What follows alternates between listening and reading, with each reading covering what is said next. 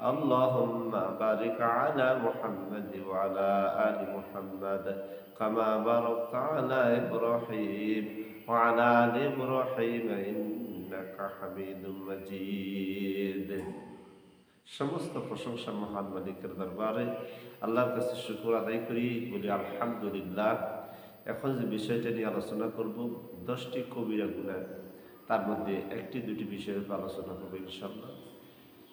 রাসূলুল্লাহ সাল্লাল্লাহু আলাইহি সাল্লাম বলেছেন সবচেয়ে 3টি গুনাহ সবচেয়ে বড়। একটা হলো শিরক করা, 2 নম্বর হলো পিতামাতার সাথে জুলুম বা নাফরমানি করা, 3 নম্বর মানুষকে হত্যা করা। তো আজকে যে কবিরা গুনাহ 10টি হাদিসে রাসূল সাল্লাল্লাহু আলাইহি সাল্লাম বলেছেন যে গুনাহগুলা করার পরে মানুষ দুনিয়াতে শাস্তি পাবে এবং আখিরাতেও শাস্তি পাবে। দুনিয়াতে পাবেই তো পাবে, কিঞ্চিত পরিমাণ তাকে দেখানো হবে, এবং আখিরাতে পাবে। সেই 10টি গুনাহের ভিতরে প্রথম নাম্বার হইল পিতা মাতার সাথে জুলুম বা নাফরমানি করা। 2 নম্বরে মানুষের সাথে অন্যায়ভাবে জুলুম করা, মানুষের সাথে যেভাবে হোক জুলুম করা। এইভাবে আসছে 10টির ভিতরে।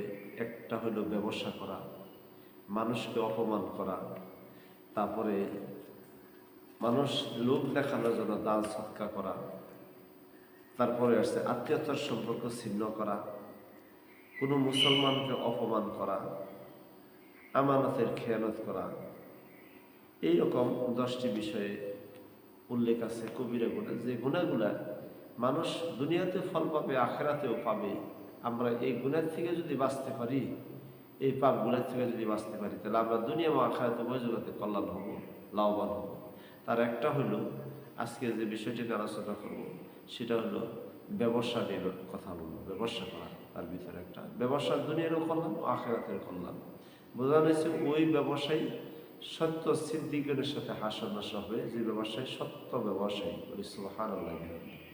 তো আল্লাহ পাক রব্বুল আলামিন ব্যবসা সম্পর্কে কুরআনুল কারীমের ভিতরে সূরা সফের ভিতরে বলছেন, আল্লাহ পাক রব্বুল আলামিন বলেন, ইয়া আইয়ুহাল্লাযিনা আমানু হাল আদুল্লুকুম আলা তিজারাতিন তুনজিকুম মিন আযাবিন আলীম তু'মিনুনা বিল্লাহি ওয়া রাসূলিহি তুজাহিদুনা ফি সাবিলিল্লাহি বিআমওয়ালিকুম ওয়া আনফুসিকুম যালিকুম খায়রুল লাকুম ইন কুনতুম তা'লামুন।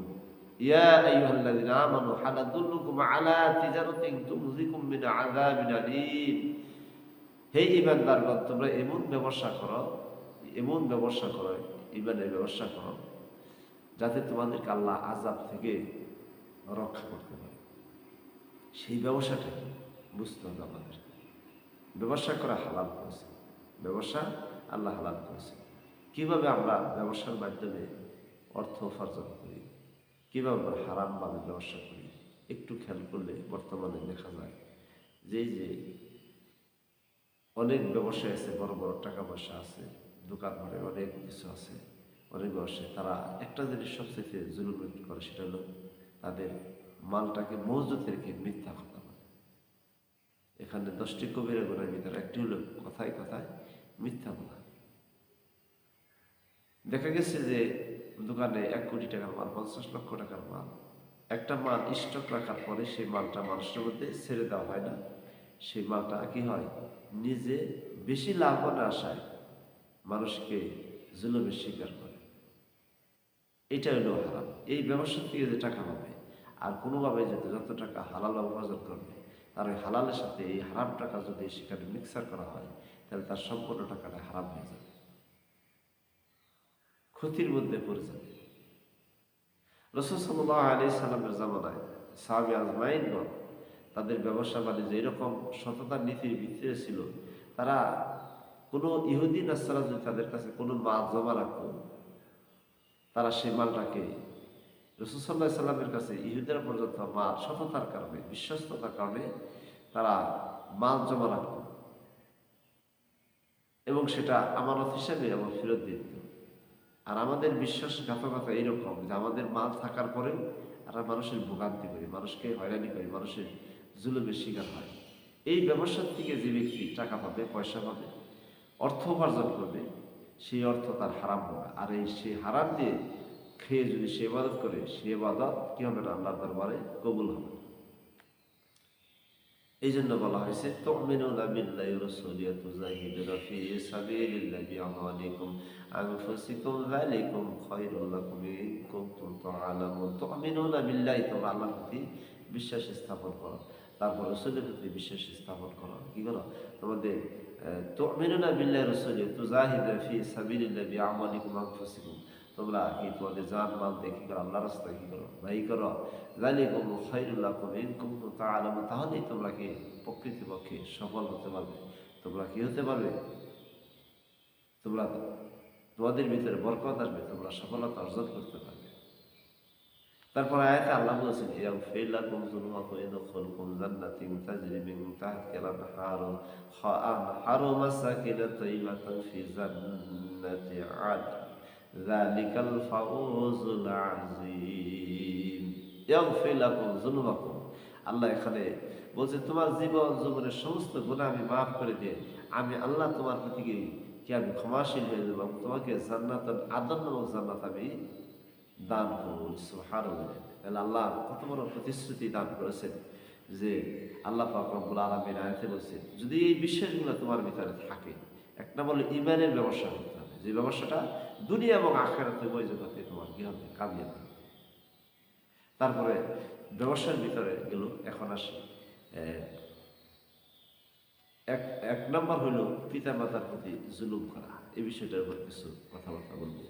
পিতা মাতার নাফরমানি করা। রাসূল সাল্লাল্লাহু আলাইহি সাল্লাম বলেছেন তিনটি গুনাহ সবচেয়ে কবিরা গুনাহ, তিনটি গুনাহ ভয়াবহ গুনাহ। এই তিনটি গুনাহ থেকে তোমরা বেঁচে থাকো। তার এক নম্বর হইল শিরক করা, দুই নম্বর হলো পিতা মাতার নাফরমানি করা, তাদের অবাধ্য হওয়া, তাদের সাথে নাফরমানি করা, তিন নম্বর হইল কোনো মানুষকে হত্যা করা। তো পিতা মাতার সাথে নাফরমানি, রাসূল সাল্লাল্লাহু আলাইহি সাল্লাম বলেছে পিতা মাতা হলো তোমার জান্নাত, তোমার জাহান্নাম। যে ব্যক্তি তার জীবন দশা পিতা মাতাকে পেল, সে পিতা মাতার সেবা দ্বারা, মহব্বতের দ্বারা, ভালোবাসার দ্বারা সে জান্নাত দুনিয়ার থেকে কামাই করে। সুবহানাল্লাহ।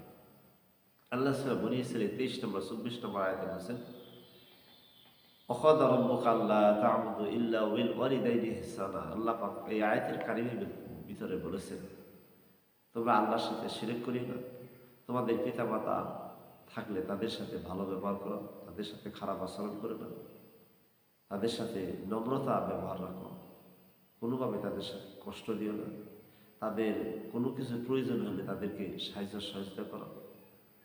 তারা যখন যে বয়সটাই তাদের কাজকর্ম করার কথা ছিল, যে বয়সে তোমাদেরকে খাটনি করে পরিশ্রম করে তোমাদেরকে ভরণ পোষণের দায়িত্ব নিয়েছি, এমন একটা পর্যায়ে আসবে যখন তখন তাদের সমস্ত জিম্মাদার তোমার সন্তানের উপরে এসে যাবে। এই জন্য সন্তানদের